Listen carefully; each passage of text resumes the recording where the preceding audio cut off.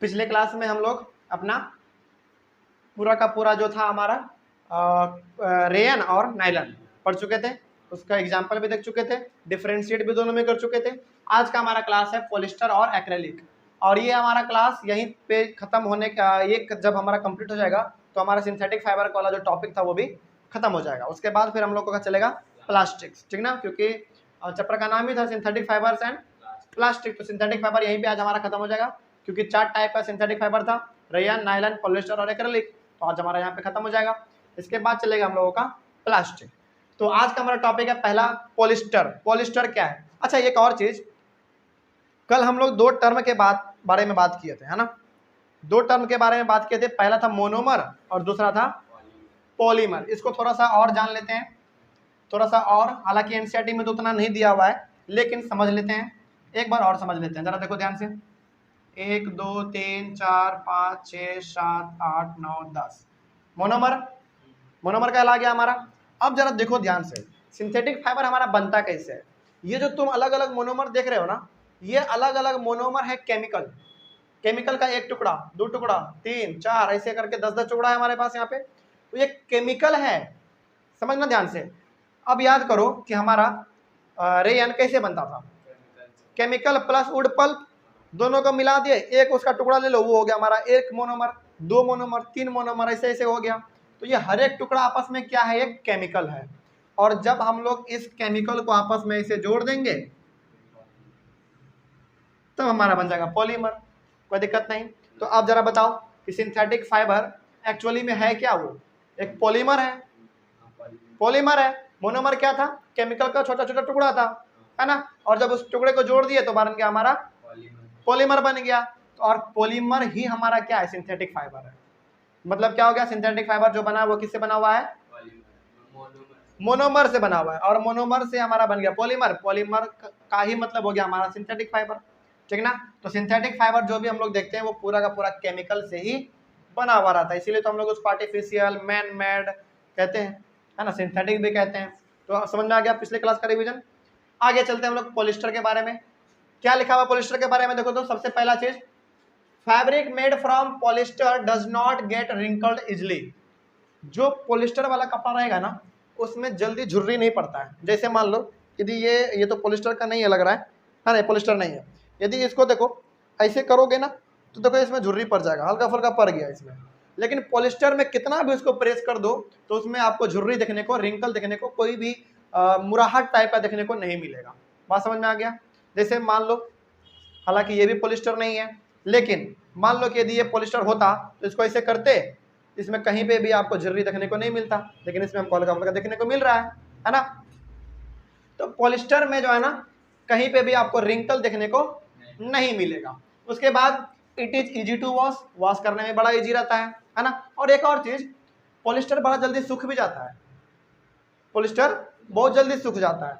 उसके बाद क्या है, terylene is a popular polyester. Polyester का एक दूसरा फॉर्म है जिसका नाम है टेरिलीन, ठीक है। तो पॉलिस्टर हम आप कुछ सवाल आ सकता है कि पॉलिस्टर का एक अनदर फॉर्म बताओ, दूसरा फॉर्म टेरिलीन बताएंगे, ठीक ना। ये पॉलिस्टर का एक अलग फॉर्म लिखा हुआ है। उसके बाद है हमारे पास पेट, PET, पेट। ये किस चीज से बना हुआ? देखो PET, फुल फॉर्म भी यहाँ पे लिखा हुआ है। क्या लिखा हुआ है? पॉली इथाइलिन टेरिफेटलेट, ठीक है, पॉली इथाइलिन टेरिफेटलेट। इनका अलग अलग जो यहाँ पे है, इनका पहला पहला ले लो, पहला वाला अल्फाबेट ले लो, PET। अब ये पेट है क्या, देखते हैं।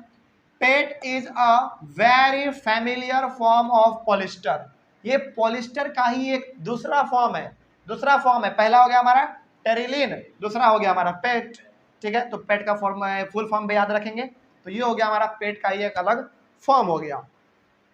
उसके बाद पेट का क्या इस्तेमाल है? It is use for making bottles, utensils, wires and making other useful products. इसका, इस पेट का हम लोग इस्तेमाल करते हैं बॉटल बनाने में, है ना, यूटेंसिल बर्तन बनाने में, उसके बाद वायर्स तार बनाने में, इन सभी चीजों में हम लोग उसका इस्तेमाल करते हैं। तो हमेशा याद रखना कि पॉलिस्टर का केवल इस्तेमाल कपड़े बनाने में नहीं है, और भी अलग अलग चीजों में है, जैसे बर्तन है, बोतल है, वायर है, इन सभी चीजों में इसका इस्तेमाल है, होता है।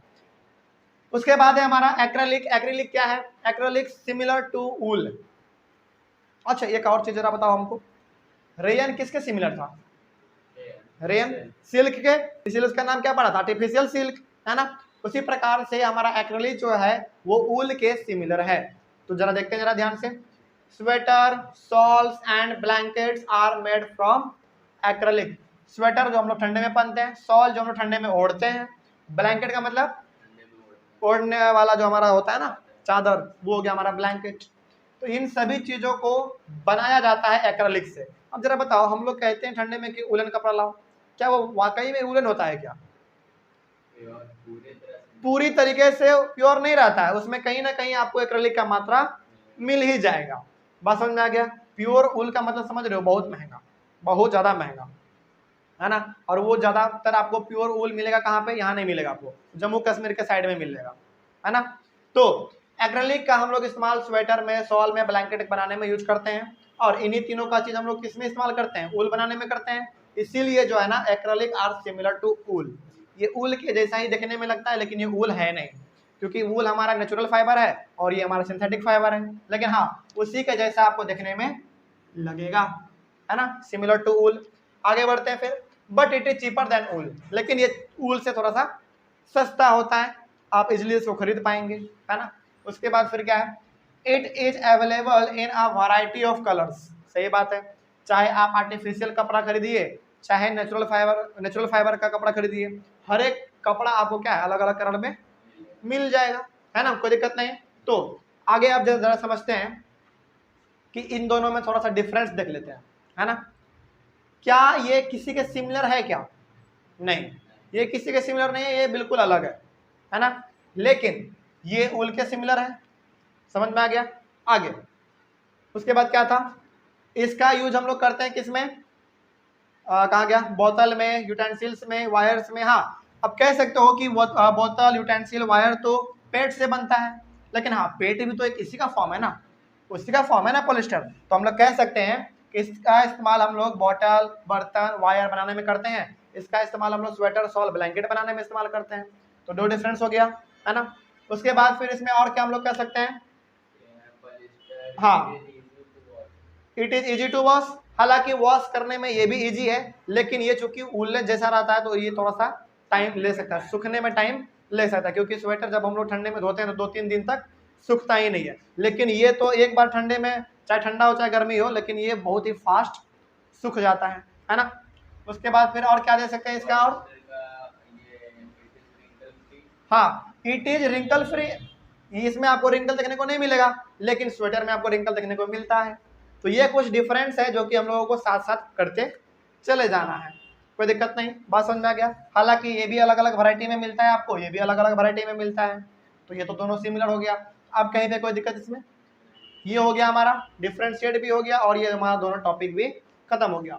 लेकिन याद रखने वाला चीज क्या था पॉलिस्टर में? पॉलिस्टर में याद रखने वाला चीज ये था कि इसका दूसरा फॉर्म टेलरिन भी है, और एक और फॉर्म है इसका पेट। पेट का फुल फॉर्म याद कर लीजिएगा, ठीक है। उसके बाद इसका इस्तेमाल हम लोग बॉटल, यूटेंसिल और वायर बनाने में करते हैं, ठीक ना। और पॉलिस्टर में जल्दी हम लोगों को झुर्री देखने को नहीं मिलता, यानी कि रिंकल देखने को नहीं मिलता है। ये था हमारा एक्रेलिक, जो है बिल्कुल ऊल के सिमिलर होता है, उसी के जैसा ही देखने में लगता है, और ये जो है ना ऊल से लेकिन सस्ता होता है, ठीक है। और ये भी अलग अलग कलर, वैरायटी ऑफ कलर्स में आपको मिल सकता है। चलो, इसमें कोई डाउट नहीं है। अब हम लोग थोड़ा सा विशेषता जान लेते हैं कि आखिर, अच्छा एक और चीज, रेयन, नायलॉन, पॉलिस्टर और एक्रेलिक, इन चारों को जब हम लोग पढ़े तो हम लोगों को बहुत सारा खासियत देखने को मिला, है ना। अब इन सारे विशेषता को, सारे कैरेक्टरिस्टिक्स को एक जगह लिखने के लिए कहे तो लिख देंगे। चलो वो लिखते हैं, जरा हम लोग देखते हैं, इसको अरेंज कर दें। अच्छा, तो थोड़ा सा हम लोग कैरेक्टरिस्टिक्स ऑफ सिंथेटिक फाइबर लिख लेते हैं कि आखिर इसका विशेषता क्या क्या है, क्यों सिंथेटिक फाइबर इतना फेमस हो रहा है, इसको जानना पड़ेगा।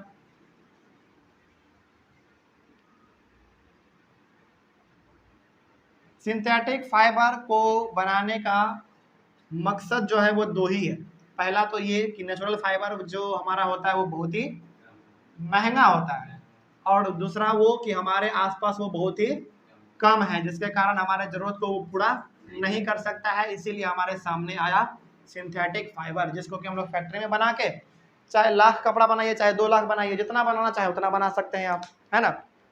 चलो इसका कुछ हम लोग कैरेक्टरिस्टिक्स लिख लेते हैं सिंथेटिक फाइबर्स का। जैसे यहाँ पे देखो,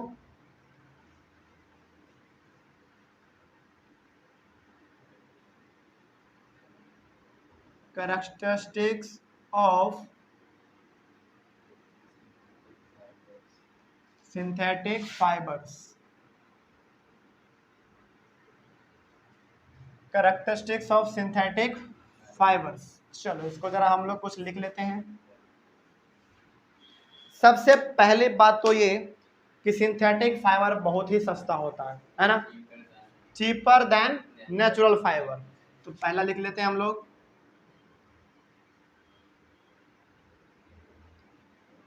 चीपर देन नेचुरल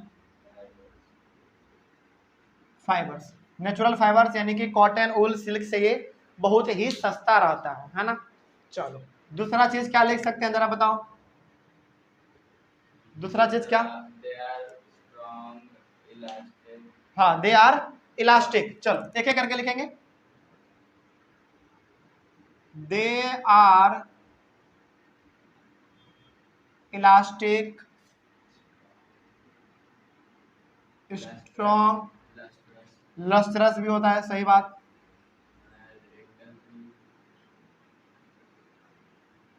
लस्ट्रस। चलो रिंकल फ्री वाला दूसरे में लिख देते हैं, they are wrinkle free, they are wrinkle free. चौथा हो गया हमारा इजी टू वॉश, आसानी से हम लोग इसको धो सकते हैं, है ना। बहुत बढ़िया, ये सबसे बड़ा विशेषता हो सकता है इसका, है ना। They are light, they are light in weight, यानी कि ये बहुत ही हल्का होता है ना, बहुत ही हल्का होता है। मतलब ये नेचुरल फाइबर के मुकाबले ये बहुत ही हल्का है। और क्या आपको इसमें और क्या हो सकता है? दे आर इजिली अवेलेबल, हर एक मार्केट में आपको मिल जाएगा, लेकिन हर एक मार्केट में आपको सिल्क ये सब प्योर नहीं मिलेगा, लेकिन ये आपको हर जगह मिल जाएगा। बिल्कुल, पहले ये लिख लेते हैं, they are easily available, they are easily available. और क्या हो सकता है? बिल्कुल, they are found, they are found, they are found in variety of colours. और क्या हो सकता है? और क्या हो सकता है जरा बताओ, जरा सोचो और बताओ क्या हो सकता है, क्या हो सकता है?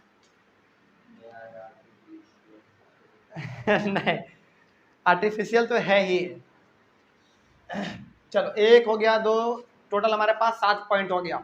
यदि एग्जाम में लिखने के लिए कहे तो 5 तो बहुत हो गया, यदि मन करे तो 7 भी लिख देना, है ना। चलो तो चलो 7 पॉइंट हम लोग रहने देते हैं। और हाँ, आगे भी हो सकता है, ऐसा नहीं है कि यही केवल है, और भी आगे हो सकता है, इसमें कोई बड़ी बात नहीं है। इसके बाद अब चूंकि इसका खासियत है, बुराई भी होगा, है ना। इसका खासियत है तो इसका ये बुराई भी होगा, है ना। तो बुराई को हम लोग डिसएडवांटेज कहेंगे इसको।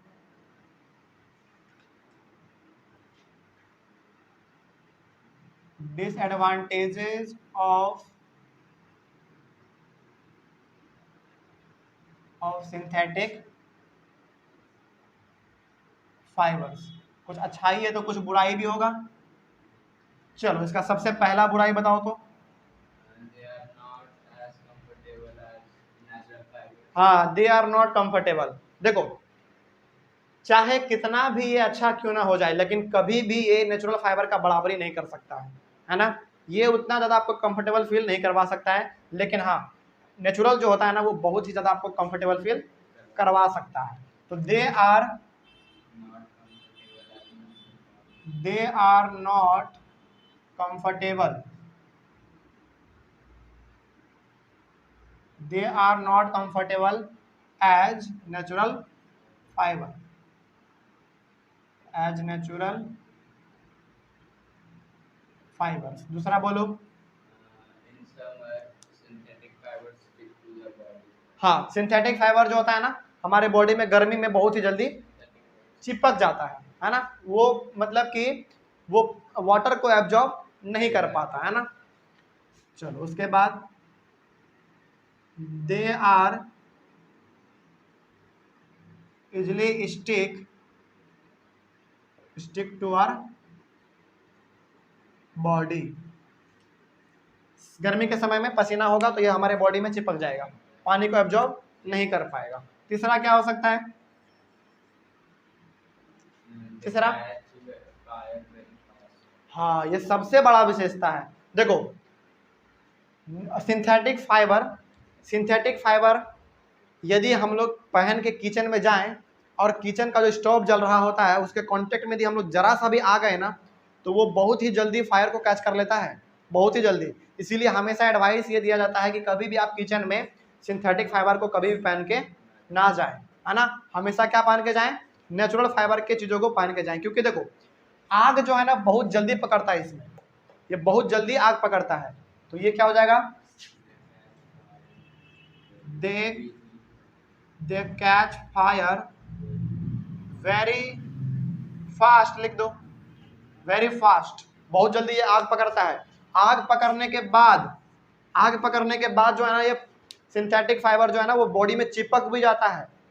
जैसे प्लास्टिक होता है ना, प्लास्टिक को पिघला के शरीर पे गिराओ तो वो चिपक जाता है, उसी प्रकार से हमारा बॉडी में सिंथेटिक फाइबर भी आग लगाने के बाद चिपक जाता है। तो हालांकि वो तो हम लोग यहाँ पे लिख दिए हैं they are easily stick to our body, लेकिन ये गर्मी के सेंस में लिखे हुए थे, है ना। लेकिन ये भी जो है ना आदमी जलने के बाद जब वो उसको आग पकड़ लेता है तो वो बहुत जल्दी शरीर में सट जाता है, जिसके कारण हमारे शरीर को वो जला देता है ना। तो चलो, और इसका एक और क्या हो सकता है बुराई? कम से कम 5 हम लोग लिखेंगे, 5 इसका और क्या लिख सकते हैं बुराई? बुराई लिखने के लिए हम लोग जा रहे हैं, और क्या हो सकता है जरा सोचो। और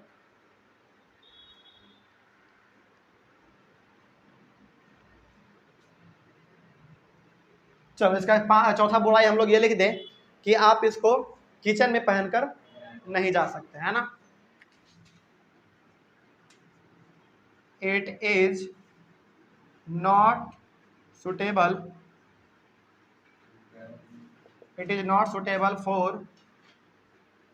फॉर किचन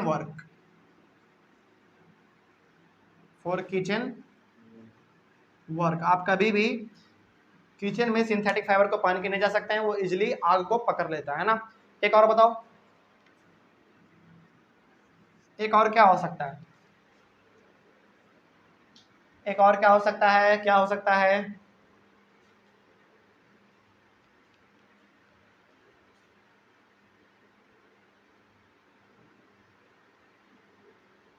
और जरा इसमें they are wrinkled, easy to wash, they are light in weight, they are easily available, they are found in variety of colours. और इसका एक बताओ, जरा सोचो और क्या हो सकता है एक बुराई इसका, एक बुराई और इसका क्या हो सकता है जरा सोचो।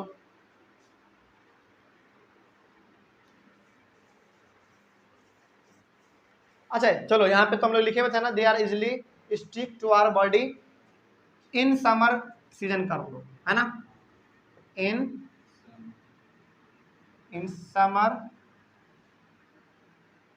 समर सीजन, है ना। अच्छा एक और जरा बात बताओ हमको, ये गर्मी में तो बहुत जल्दी पसीने को सोख नहीं पाता है, मेनली उससे वो चिपक जाता है। तो क्या ये ठंडे में सुटेबल होगा क्या? ठंडे के समय में हाँ सुटेबल होता है, लेकिन ये ठंडे में नेचुरल फाइबर का बराबरी नहीं कर सकता है, क्योंकि कितना भी तो सिंथेटिक फाइबर है ना, लेकिन ये नेचुरल है तो इसमें गर्माहट क्या होगा? ज़्यादा होगा। तो यहाँ पे हम लोग लिख सकते हैं it is less comfortable, it is less comfortable than natural fiber in winter season। चलो इतना भी 5 यदि एग्जाम में लिख देते हो तो फुल मार्क्स मिलने की गारंटी है ना। चलो ये तो हो गया हमारा एडवांटेज डिसएडवांटेज दोनों हो गया। अब कहीं पे भी कोई डाउट? यहाँ पर यहाँ तक करने के बाद हमारा सिंथेटिक फाइबर वाला जो पूरा टॉपिक था वो कंप्लीट होता है। इसके बाद फिर हम लोग पढ़ेंगे अपना प्लास्टिक में भी अलग अलग वैरायटी होता है, उसका भी हम लोग डिसएडवांटेज एडवांटेज देखेंगे। यहाँ पे भी अब कोई डाउट नहीं? चलो तो कोई डाउट नहीं है तो फटाक से एक बार हम लोग रिवाइज कर लेते हैं क्या क्या लिखे हुए हैं। ये जो है ना नेचुरल फाइबर से सस्ता होता है, सही बात है। इलास्टिक होता है, लचीला होता है, मजबूत होता है, लचरस होता है, चमक होता है इसमें। उसके बाद ये रिंकल फ्री होता है, इसमें आपको रिंकल देखने को नहीं मिलेगा। इजी टू वॉश कर सकते हैं आप इसको आसानी से। They are light in weight, बहुत हल्का होता है। They are available, easily available, आपको हर एक मार्केट में ये मिलेगा। वो मिले ना मिले, नेचुरल फाइबर मिले ना मिले, लेकिन ये जरूर मिलेगा। They are found in variety of colours, अलग अलग कलर में मिल सकता है हमको। डिसएडवांटेज क्या है? They are not comfortable as natural fibre, सही बात है, नहीं है उसके जितना आराम ये कहाँ से दे सकता है। उसके बाद they are easily stick to our body in summer season, है ना, पसीने को सूखने के बजाय पसीने से ये भीग जाता है ना। तो they catch fire very fast, ये आग बहुत जल्दी पकड़ता है, इसीलिए it is not suitable for kitchen work. उसके बाद it is less comfortable than natural fibre in winter season, winter season में आपको उतना गर्माहट नहीं देगा। बात समझ में आ गया? हाँ देखो एक और चीज, एक्रेलिक में हम लोग क्या पढ़े, स्वेटर, शॉल, ब्लैंकेट वो बनता है, लेकिन नेचुरल फाइबर का जो बनेगा कॉटन या फिर वूल या सिल्क से, उसका बराबरी ये कभी भी नहीं कर सकता है। देखो कितना भी है तो ये आर्टिफिशियल है, नेचुरल का कैसे बराबरी कर सकता है? कभी नहीं कर सकता, है ना। चल आज का क्लास यहीं पे ओवर किया जाए, कहीं पे कोई डाउट नहीं? चलो आज का क्लास यहीं पे ओवर करेंगे और नेक्स्ट क्लास में हम लोग पढ़ेंगे प्लास्टिक के बारे में, ठीक है। चलो थैंक यू वेरी मच।